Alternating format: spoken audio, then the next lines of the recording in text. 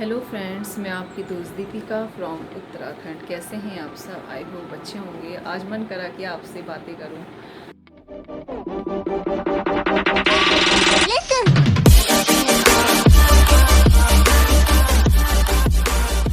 मन नहीं लग रहा है, अजीब सी उलझन सी है। जीवन में कितनी सारी उलझनें हो जाती हैं, कुछ पता नहीं चलता है। थोड़ी टेंस हूँ, बस मूड कभी ऑफ हो जाता है, कभी ठीक रहता है, कभी अकेलापन बहुत महसूस होता है। आजकल मेरी सासू माँ भी एडमिट है, हॉस्पिटलाइज्ड है। पता नहीं क्या हुआ अचानक उन्हें। दिल्ली से तो ठीक ही आई थी वो, और कुछ दिन सही भी रहीं। परसों अचानक ही उनको रात को 2 बजे तक, जन्माष्टमी वाले दिन रात को 2 बजे तक उन्हें वॉमिट होती रही। बहुत वॉमिट करी, मुझे पता भी नहीं चल पाया। दूसरे दिन भर ठीक थी, फिर शाम से उन्हें फिर शिवरिंग होनी शुरू हो गई, बुखार आया और पसीने पसीने हो गई। बड़ा अजीब सा ही मतलब हो गया, मतलब घबराहट हो गई हम लोगों को, क्या हुआ इन्हें। फिर यही लगा कि इन्हें हॉस्पिटल लेके जाते हैं। तो जब हॉस्पिटल ले गए तो यूटीआई का लगा कि यूटीआई ना हुआ हो, क्योंकि मुझे भी 2 बार हो चुका है इस बीच में। तो हो सकता है, मैंने कहा उनको भी यही हुआ हो। तो एडमिट हैं वो, मे बी शायद आज डिस्चार्ज हो जाएं। ब्लड टेस्ट में तो सब नॉर्मली आया है। यूटीआई मतलब यूरिन टेस्ट भी हुआ है, तो शायद यूटीआई निकला है, लेकिन उनके आज से पेट में दर्द भी होने लगा है। समझ नहीं आ रहा है कि और क्या प्रॉब्लम है। कुछ दिन पहले अल्ट्रासाउंड भी हुआ था, उनका लीवर थोड़ा बड़ा हुआ आया था। और दिल्ली में भी वो एडमिट हुई थी, क्योंकि जब वहाँ गई तो मेरी नंद का पित्ती की थैली का ऑपरेशन हुआ था। तो फिर जिया जी ने कहा उनका भी पूरा चेकअप करा देते हैं, तब भी हुआ था। तब थोड़े उनके लंग्स थे वो 65% वर्क कर रहे हैं, जो कि 85% करने चाहिए। लेकिन डॉक्टर ने कहा चलो टाइम भी पता चल गया। तो उनका ट्रीटमेंट चल रहा था। कहीं उन दवाइयों का साइड इफ़ेक्ट तो नहीं है, ये समझ में नहीं आ रहा है। कभी कुछ प्रॉब्लम उन्हें हो ही रही है। अब अल्ट्रासाउंड डॉक्टर ने मंगाया, तो फिर मेरे हस्बैंड लेके गए हैं, देखते हैं यहाँ ठीक होती हैं तो सही है, वरना क्या पता फिर से दिल्ली या नोएडा ले जाएं। यथार्थ में वहाँ एडमिट करा था उन्हें। और उधर मेरी नंदोई जो है, उनका भी एक्सीडेंट हो गया जन्माष्टमी वाले दिन। एक डॉग को बचाने के चक्कर में बाइक स्लिप हुई और वो अलग गिरे, और वो बाइक अलग। काफ़ी खरोंची आई, चोट भी लगी, कॉलर बोन टूट गई। परसों उनका भी ऑपरेशन हुआ। रात को तो उनकी हालत बहुत ख़राब हो गई थी, शायद डॉक्टर गैस की दवाई देना भूल गए थे। तो अब बेटर हैं, जिया जी हैं तो अभी हॉस्पिटल ही। तो देखते हैं, मतलब कुछ ना कुछ प्रॉब्लम, इतनी सारी प्रॉब्लम्स हो गई हैं ना। अपनी लाइफ की टेंशन्स अलग होती हैं। एक मम्मी नहीं है तो मम्मी की बिना वैसे ही थोड़ा अजीब सा लगता ही है, आदत पड़ जाती है। बच्चे जिद करते रहते रामनगर चलो रामनगर चलो, अब वहाँ मैं जा नहीं सकती है अभी।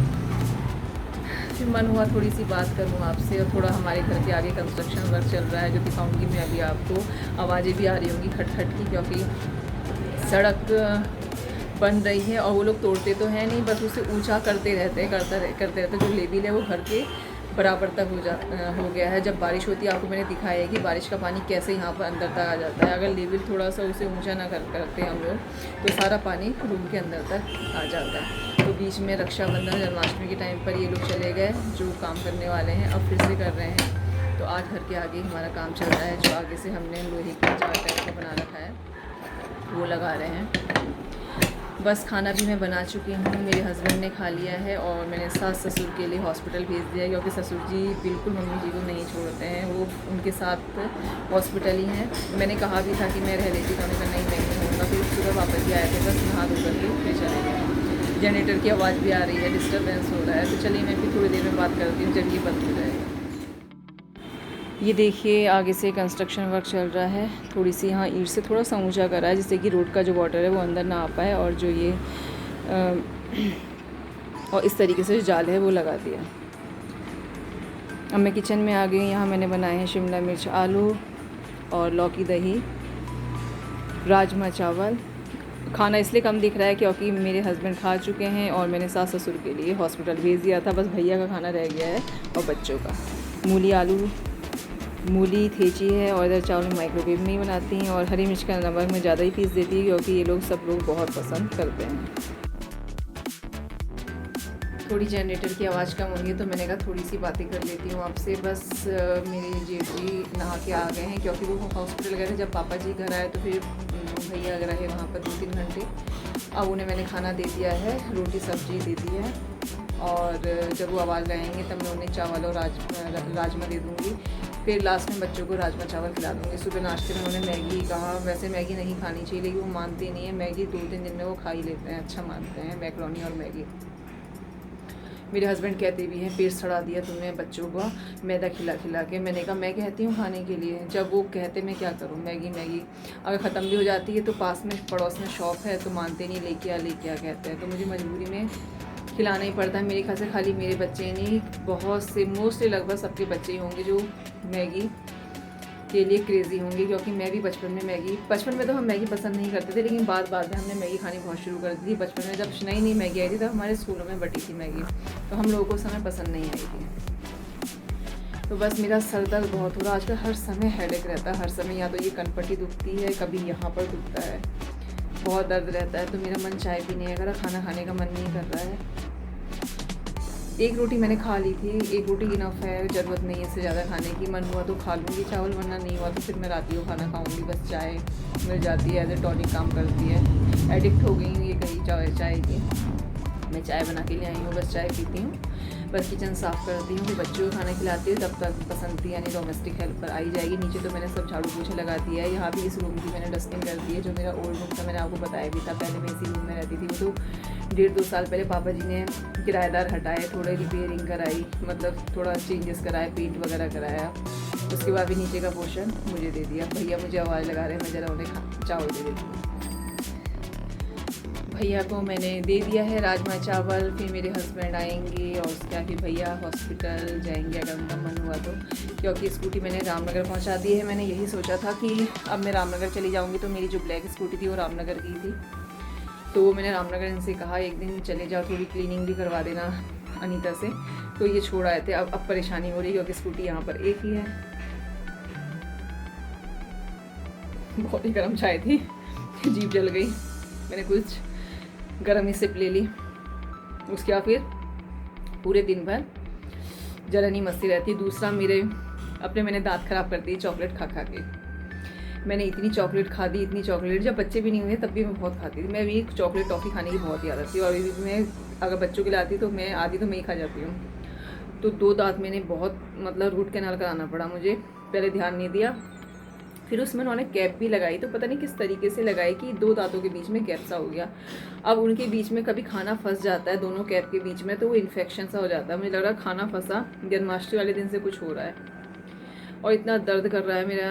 मैं मतलब बाइट भी च्यू नहीं कर चबा नहीं पा रही हूँ। मैं इधर इस साइड से चबा रही हूँ, इधर से भी दर्द उठ रहा है। दवाई में खाना नहीं जा रही हूँ, सोच रही हूँ अगर वैसे सही हो जाए अच्छा है, नहीं हुआ तो मुझे डेंटिस्ट के पास जाना ही पड़ेगा और दवाई लेनी ही पड़ेगी, क्योंकि हल्का हल्का पहले से हो रहा था लेकिन जन्माष्टमी से बहुत तेज़ हो गया। अब मैंने अपने नीचे के ऊपर के टीथ से अपने नीचे के टीथ को दबाया, उसी में बहुत पेन हो रहा है। मतलब कुछ ना कुछ हो रहा है, कोई मतलब वैसे तो उतार चढ़ाव पूरे जीवन में सभी की लाइफ में होते रहते हैं, कभी कम होते हैं कभी ज़्यादा होते हैं। तो इस समय हमारे ऊपर दुखों का पहाड़ टूटा पड़ा है, कभी कुछ हो ही रहा है। आपने देखा ही था नवंबर से मेरी मम्मी की कितनी तबीयत ख़राब हो गई थी, 4 बार एडमिट हुई थी। अब थोड़ी सी है तो क्रिटिकली, लेकिन पहले से थोड़ी बेटर हुई हैं। याददाश्त मम्मी की मेमोरी लॉस बहुत हो चुकी है, सब भूल जाती हैं। बस ये है कि मम्मी से कहते हैं हमें मत भूलना, कभी डर लगता है। वैसे पुरानी चीज़ें मम्मी नहीं भूलती, नई प्रेजेंट का भूलती हैं। डर लगता है कहीं माँ हमें तो नहीं भूल जाएगी कभी, वैसे उम्मीद नहीं है कि माँ ऐसा करेगी।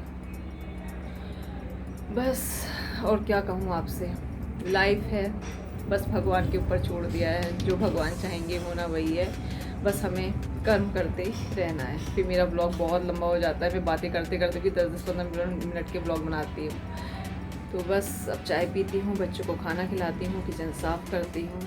तो चलिए फिर मिलती हूँ किसी नए ब्लॉग या वीडियो के साथ। और मेरी पार्लर वाली वीडियो मैंने सेव करके रख रही, कम से कम 5-6 वीडियो हैं जो अभी मुझे पब्लिक करनी है। वो मेरे पिछले महीने की हैं जो मैंने पब्लिक नहीं की थी, बीच बीच में मैं ब्लॉग भी डाल देती हूँ, तो वही सब सेव हैं। प्रेजेंट में फ़िलहाल मैं पार्लर नहीं जा रही हूँ, ना मैं कोई वीडियो बनाने वाली हूँ।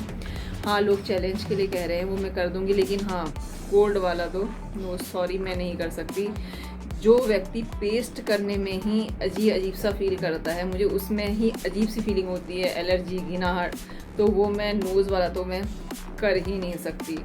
सोच के ही अजीब सा हो जाता है। कोशिश मैं करती हूँ कि मुझे कोल्ड हो ही ना, मेरी नोज़ सही रहे। जैसे मुझे थोड़ी सी एलर्जी होती है मैं तुरंत लिवोसिट्रिजिन खा देती हूँ, जिससे कि मेरी रनिंग नोज़ कभी हो ही ना।